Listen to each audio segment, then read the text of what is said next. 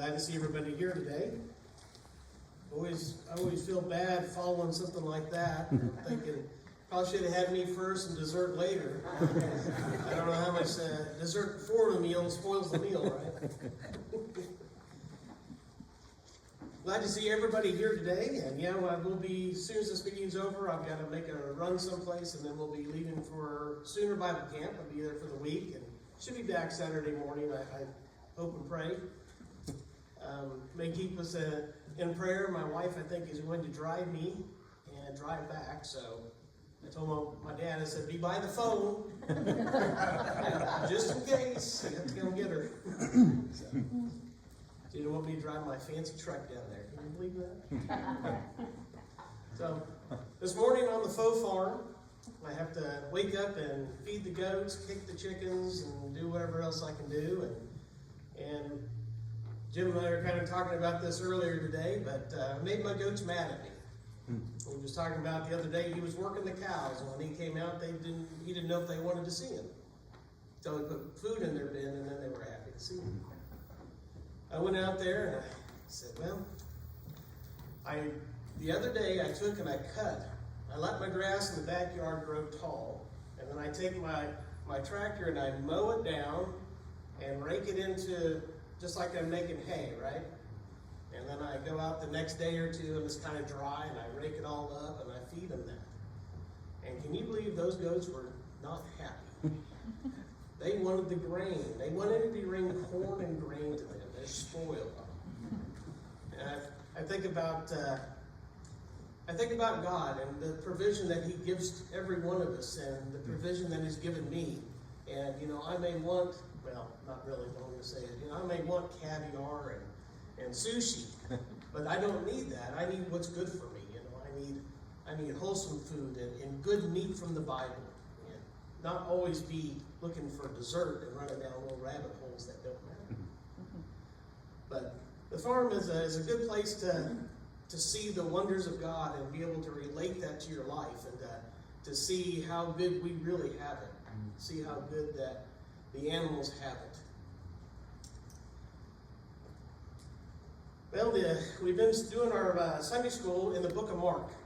And we were reading the story in the book of Mark that just stuck with me, and I can't get rid of it. So you guys are going to get stuck with it too now. So if you turn to Mark, or turn to chapter 14. Mark chapter 14.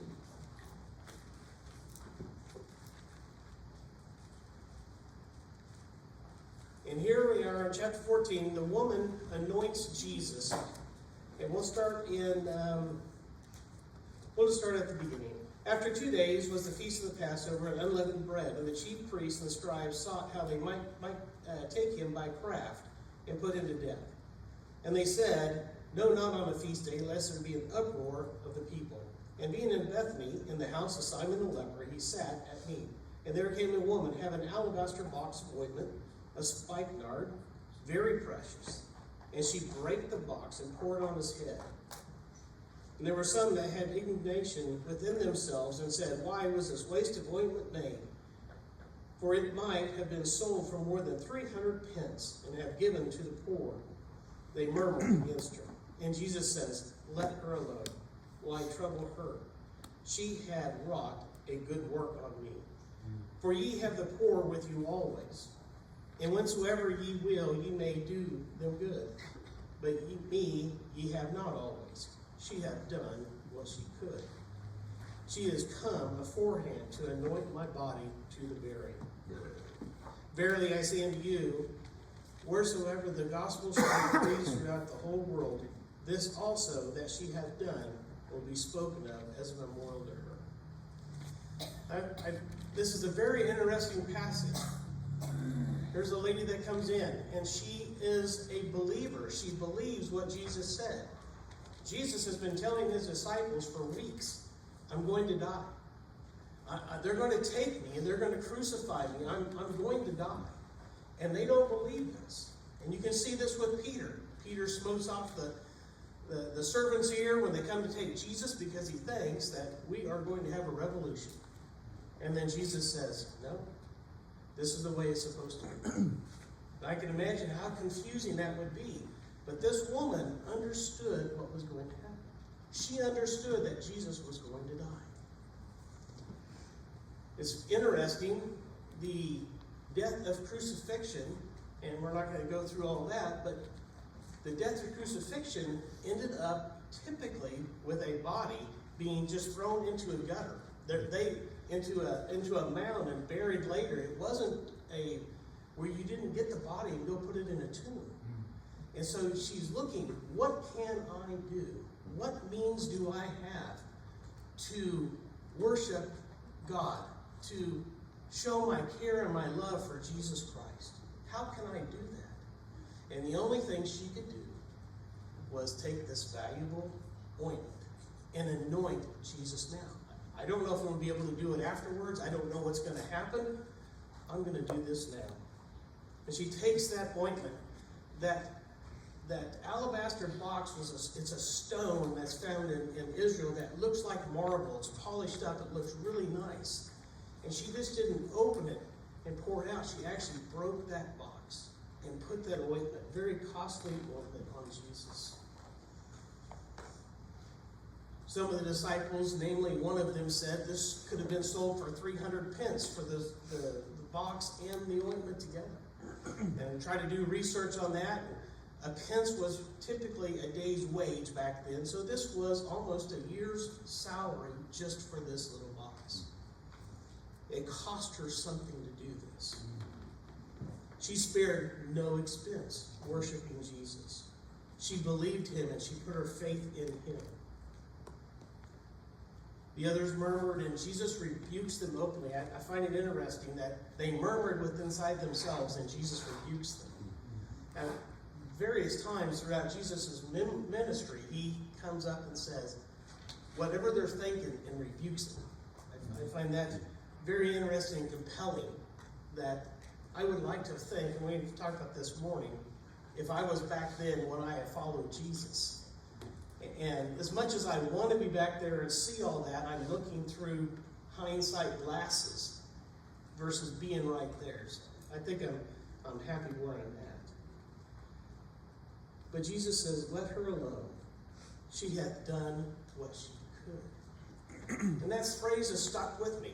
She has done what she could. Have I done what I could? You know, a lot of us think about things. We say, you know, if I was just D.L. Moody, I could change the world. I could set up schools all over the United States. I could set them all over the world. If I was just Billy Graham.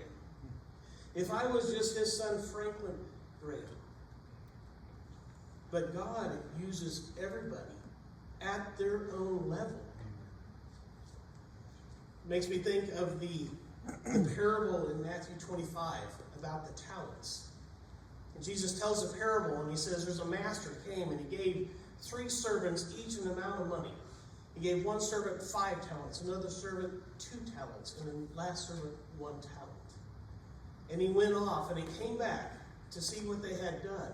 And the first servant had doubled his money. He has taken the 5 talents and turned it into 10 talents. And the master says, good job, good and faithful servant. You did well over a few things. I will put you over many things. Comes in the next servant. And that servant had only 2 talents.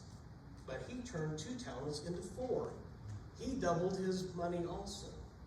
And the master says the exact same thing. Well done, good and faithful servant. You have done well over a few things. I'm going to put you over many things. The last servant took his money and buried it in the ground and went and dug it up when the master came back and said, Master, I know that you're a hard, evil man, that you demand this and you this, and so I saved this talent for you. And the master says, you're a wicked servant. You didn't do anything with your talent. He gave that talent to the one that had 10 talents. So now we have 11 and 4 and 0. 2 were rewarded, and I find it interesting. they got to keep their talents. One was not rewarded at all. I believe if that one servant that had the one talent would have made it into 2 talents, the master would have said, good job, good and faithful servant. It doesn't matter the amount that you're given.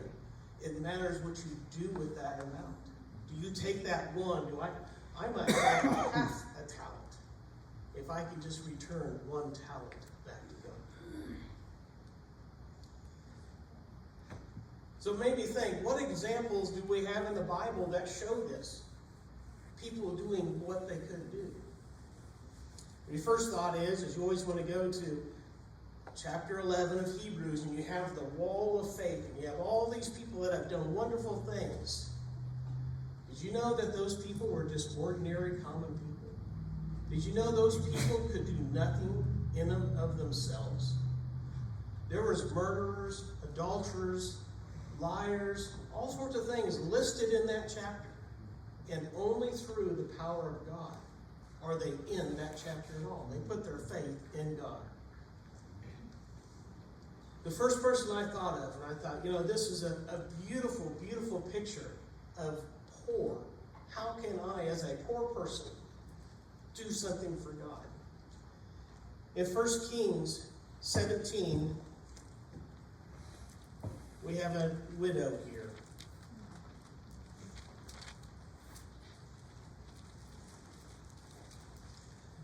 A little backstory, Elijah has just went and proclaimed that there will be no rain until the children of Israel repent. And so God's translating him out, and he went to a brook, and God sustained him at this brook. Now remember, there's no rain coming to Israel. Everybody is suffering because there's no rain. It's a huge drought. And God has Elijah at a brook. Well, eventually that brook dries up. And he sends Elijah into the city to look for help. 1 Kings 17, verse 8. And the word of the Lord came unto him, saying, Arise, get thee to Zarephath, which belonged to Sidon. Dwell there. Behold, I have commanded a widow woman there to sustain thee. So he goes to Zarephath, and he finds this woman. And behold, the widow was gathering sticks. And he called to her and says, I pray thee, fetch me a little water in a vessel that I may drink. And as she's going to fetch this water, he says, Bring me, I pray thee, a morsel of bread in thine hand. And she said, As the Lord thy God liveth, I have not a cake, but a handful of meal in a barrel, and a little oil in a cruse. And behold, I am gathering 2 sticks, that I may go in and dress it for me and my son, that we may eat it and die. This widow's down to the very last thing she has. She is out collecting twigs to make a fire to cook some bread.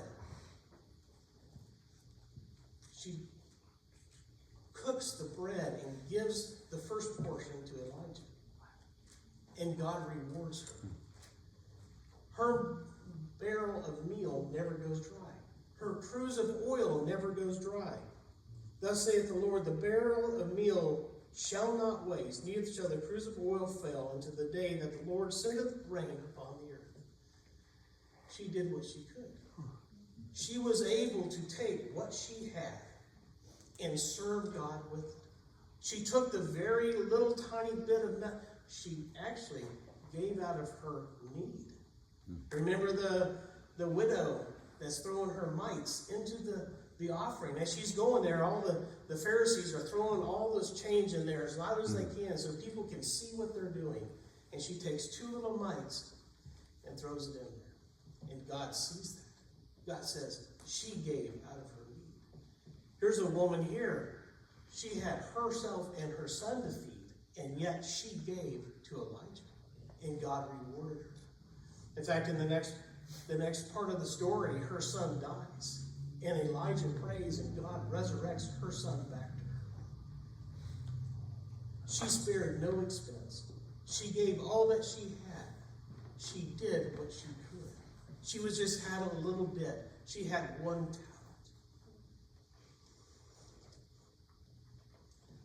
The next one I think about when I think about doing what you could would be somebody who had nothing at all. We turn to Daniel 3. Daniel 3:14, we're going to see 3 young men that are slaves. They're not even their own. They don't even have their own house. They have no rights. The only food that they had, and remember what they were eating, was pulse and water. That's mush. That's porridge every day. I don't know that I could do porridge every day. Pulse and water is all they had to eat. Somebody had to give that to them. They couldn't even earn that. They couldn't even gather that together. It had to be given to them. The only clothes they had came from their master. They have nothing. They fully relied on Nebuchadnezzar to supply their needs. Nebuchadnezzar spake and said unto them, Is it true, O Shadrach, Meshach, and Abednego? Do you not serve my gods, nor worship the golden image which I have set up? Now, if ye be ready, that at what time ye hear the sound of the cornet, the flute, the harp, the sackbut, the psaltery, the dulcimer, and all kinds of music, ye shall fall down and worship the image which I have made. Well, but if ye worship not, ye shall be cast the same hour into the midst of the burning fiery furnace. And who is that God that shall deliver you out of my hands? So Nebuchadnezzar sets up a statue and tells the men everybody must worship when you hear the music. And these 3 guys chose not to worship. I always ask myself, where's Daniel in this? Because Daniel's already been promoted. He's already got a high position. In fact, Shadrach, Meshach, and Abednego are in high positions too with Daniel. But Daniel's not anywhere around here. And they refuse to worship. And I find it very interesting, their answer to this person, to the king. It says in verse 16, Shadrach, Meshach, and Abednego answered and said to the king, O Nebuchadnezzar, we are not careful to answer thee in this matter. We've already thought it through. We don't even have to worry about it. We're going to tell you exactly what we're going to do. I don't even need to think about it.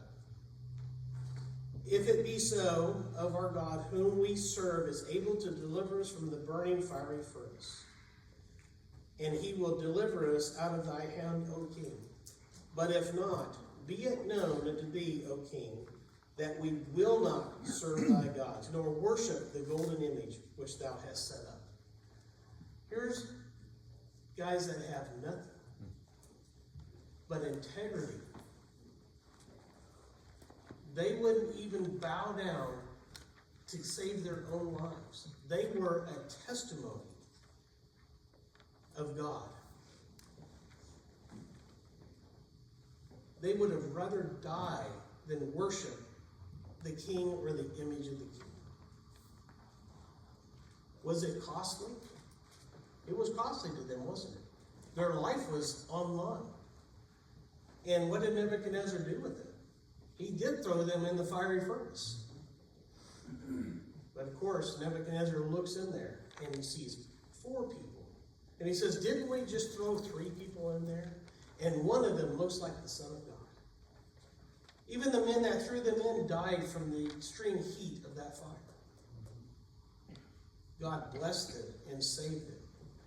Even if he wouldn't have saved them, they did the right thing. They did what they could. They could refuse to worship any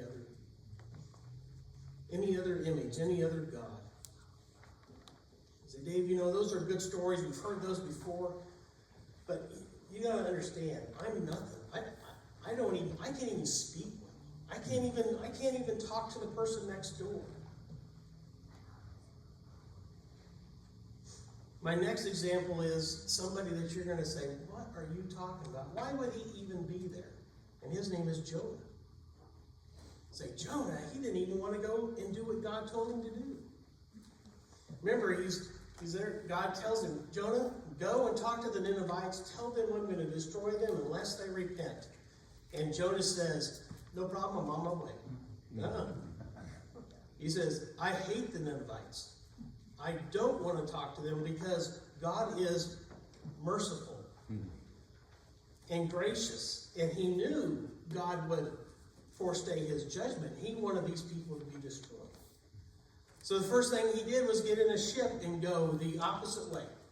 He's going to Spain instead, or Tarsus, or wherever that is over there. And here's the first miracle. The ship gets caught in a tremendous storm.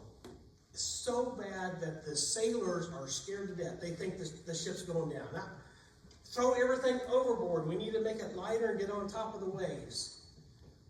And they come and find Jonah sleeping in the bottom of the boat. And they say, "Are you kidding me? Oh, sleeper, get up here and pray to your God. Maybe your God will save us." These guys are so scared, they're praying to their gods to save the ship. And Jonah says, "It's me. I'm the one that's causing the storm. All you have to do is throw me overboard and everything will be fine." And they said, "Oh no, we can't do that. We don't want to kill anybody." And so they fight and they fight and they fight, and they're fighting a losing battle. And finally they said, "Fine, we're going to throw you overboard." And they pray to God and say, "Don't hold us accountable if this man's really innocent. We're doing what he told us to do. Don't hold us accountable if this isn't right." And they throw him overboard, and instantly the sea is calm. And a large fish, or whale, or whatever it was, came up and snatches Jonah and takes him to the bottom of the sea. Jonah's first message was to those sailors. It says that every one of those sailors repented and made vows to God. This was a reluctant messenger. He didn't want to give a message. And yet, God found a way for him to give a message to these sailors. Finally, Jonah realizes, I'm not going to die. I'm in this fish until I repent. And he says, "Fine, I'll go to Nineveh." I can see it now. He's expecting to pass away, and it's not happening. "I'm going to go to Nineveh." So the fish comes and pukes him up, and I'll bet you he puked him up pretty close to Nineveh. I bet you he didn't have to travel all the distance he traveled before. And he gets to Nineveh, and it says, Nineveh is so big it takes 3 days to go across Nineveh. And he walks in, it says he had just begun to walk in, and he announces, he says, 40 days and you'll be overthrown. And that's all you ever see. It doesn't say he paraded through every street and announced to everybody, 40 days and you'll be overthrown. It just says he just barely entered the city. Do you think his message, do you think he had a wholehearted message to those people? Do you think he really wanted them to repent? Absolutely. He brought the smallest, the least amount of things that he could. And God, through that, saved that entire population. They repented all the way to the king. The king even proclaims a day of mourning, puts on sackcloth, sits in ashes, and they repent before the Lord. Unfortunately, I think it was about 100 years later, they get destroyed for going back into their old ways. If God can use Jonah, if God can use somebody who doesn't even want to deliver the word, just think what he can do with somebody who wants to do it. I don't know how many times I've witnessed to somebody and I think, oh, he's going to ask me a question I don't know the answer to. And how many times I have that answer. How many times they don't ask me a question that I can't answer. I'm going to tell you, I've talked to many people. I'm not a crusader, don't misunderstand what I'm saying here, but I've talked to a lot of people, and people are looking for something. People are willing to talk to you about anything. My dad and I were talking the other day, and he was telling me, Don Wilburn, I don't know how many of you guys know, I just barely remember him. In fact, I remember the video game system of the guy across the street more than I remember him. But he used to come over, and he'll stand in line, and he would start conversations with people. And he'd turn around to the guy and says, So, tell me where you're going to be in 100 years. That's a pretty neat question. I ask people questions all the time, and people want to answer a question. As much as people are not for religion and Christianity, they're looking for something spiritual. They're looking to find out what is out there. They're looking for the truth.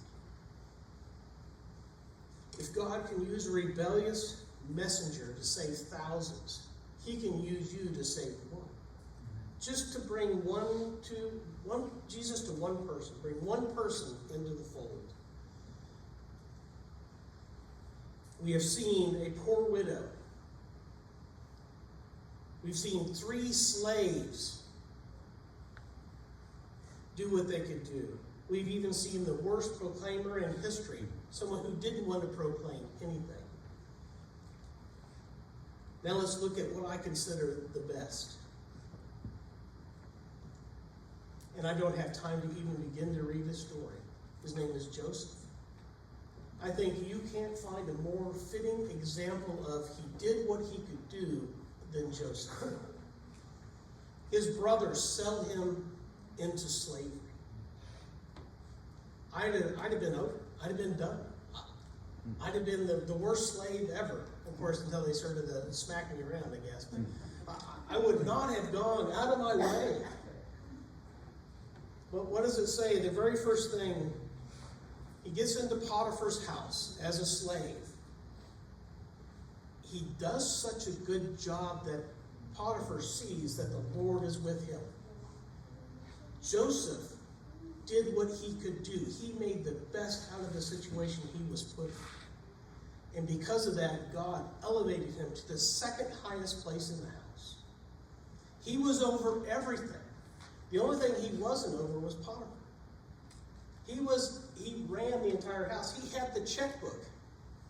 He could do anything he wanted. He did everything for the Lord. He did what he could do. The house lady, the wife of Potiphar, likes him so much. He's a young man. She wants to have relations with him, and he doesn't have anything to do with that. You notice that he ran from that situation. He left his coat. He ran from that situation. He didn't try to fight. He didn't try to do anything. Potiphar gets this word, oh, what you've done is terrible. I'm going to put you in prison. So not only is he a slave, now he's a slave in prison. And I can't think of a lower place to be. What's it say in the Bible? He was elevated in prison because he did what he could. He worked hard in there. They saw that the Lord was with him. Anything he did, he was blessed. And the keeper of the prison puts him as second in command. So first step, Joseph was second in command over a house. Now Joseph is second in command over a business, a company, something like that. You see where he's getting more and more experience, and he's learning how to do these things. 2 men have a dream. They get put in jail, and they both have a dream. One's a butler, and one's a wine tester, or a baker and a wine tester. And he interprets the dream, and he says, you're going to get your job back, and you're going to be put to death. And he says to the guy that gets his job back, tell the Pharaoh I'm here and get me out of this place. He gets back in his old position, and it says in the Bible, 2 full years later. That means a long 2 years, I'm sure. That's an eternity to wait. But he gets the call. Third, he's brought before Pharaoh.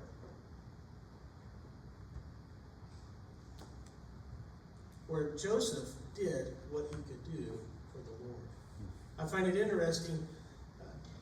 Joseph had all these dreams, and he's always given interpretations, and he knows this, and it's all through the grace and glory of God. And when the Pharaoh asks him about the dream, the first thing that comes out of his mouth is, I can't do it, but God can, and God will give us the answer. He still knew it's not him. It's God that delivers the answer. Pharaoh sees that the Lord's with him. Pharaoh sees what this man is capable of. And now he is put second in charge over all of Egypt. Just by doing what he could do. He started out as a simple slave. Then became a slave prisoner. And now he's second in command over all of Egypt.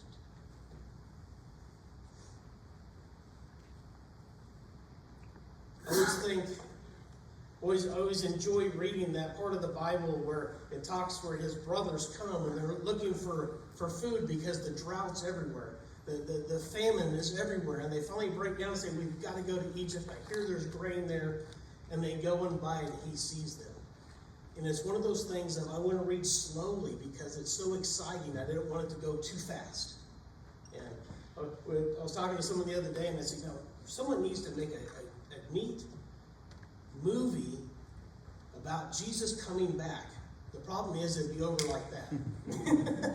So, anyway. So his brothers come and he kind of plays with his brothers, They don't know who he is. They've already assumed that he's dead. And he slips something in the bag that makes them have to keep Benjamin on their second trip, and just about kills his dad. They finally get his dad there, bring him, and he reveals himself to his brother. And I could just see the fear that the brothers have. Here's the second highest person in all of Egypt. All he says is one word, and you're gone. They'll never even know you existed. You would be completely gone. They were uncomfortable, but then something terrible happens. Jacob dies, and the brothers say, he's surely going to kill us now. Dad's gone. There's no one to protect me from. And Joseph says this. He says unto them, fear not, for I am in the place of God. God put him where he is, and he did what he could do for God in those positions that he was put into. But as for you, you thought evil against me. But God meant it unto good, to bring it to pass as it is this day, and to save much people alive. Joseph understood, what can we do? What is it that we can do?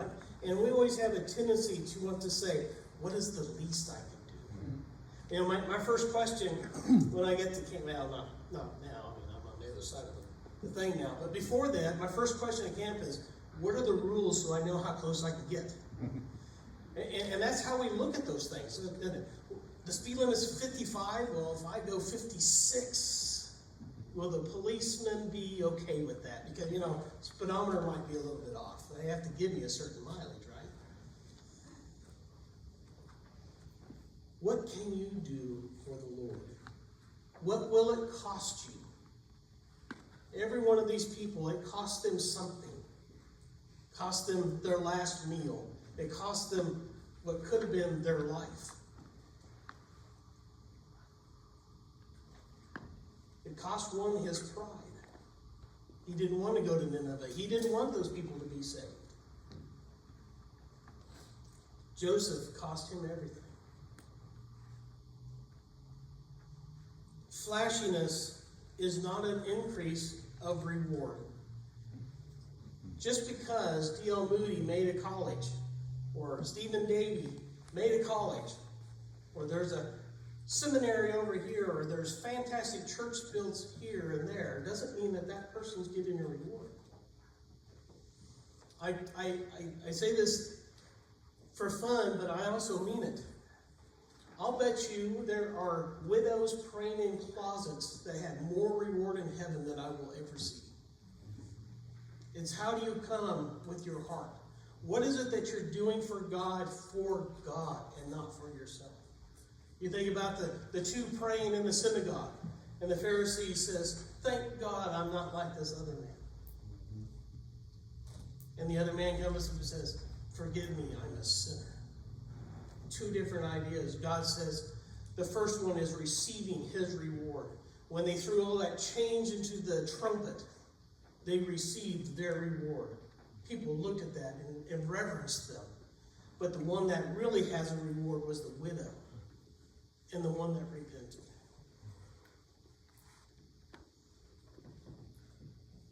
It's how you do it. What is your motive? What can you do for the Lord? Can you put a tract on a sink in the bathroom? One of the things we like to do, not as much as we used to, but go out to eat, we leave a tract with the waitress. You can just stand in line and say, man, this is a beautiful day that the Lord has made. And you will be amazed how many people will agree with you and you start a small conversation. In the Bible it says, some plant, some water, some sow. I think I've read someplace, and I don't know, don't quote me on this, but I think it takes 3 to 5 times before somebody makes an ultimate decision whether they're going to accept or reject the gospel. Sometimes just a kind word from somebody who's a Christian is enough to water that seed and to push them on. I like to watch YouTube a lot, and I like watching Ray Comfort. I don't know if you've ever seen him. I think it's called Living Waters. It amazes me how he can go into places that I thought were so corrupt and so depraved of anything and get a response from these people. People are looking. They're looking for a God. They may not know that yet. They may have this hole in them that they don't know how to fill. But we have the answer. It is our job to bring them the gospel. Gospel of Christ crucified. Christ crucified, Christ buried, and Christ raised again. Father, thank you for this morning we can come together and look at these scriptures and see them and understand that your love for every one of us is deep. Deep enough that you would send your only Son down to this earth to die for us on the cross. To take the punishment for sin upon yourself, to pay for that punishment in my place, Father. All we have to do is put our faith and trust in you, into this finished work of Jesus Christ. Father, as we go out this week and as we deal with other people, let us be shining lights and salt to these people, that we would call to their memory you, that you would be brought to them, that they would have an opportunity to see you in our lives, Lord, that we would be a shining witness for you. I think of the camps that will be going on and the camp that I'm getting ready to go to. Lord, let us be open-eared. Let us be listeners and let us be helpful and lead people to you. I pray all these things in your name. Amen.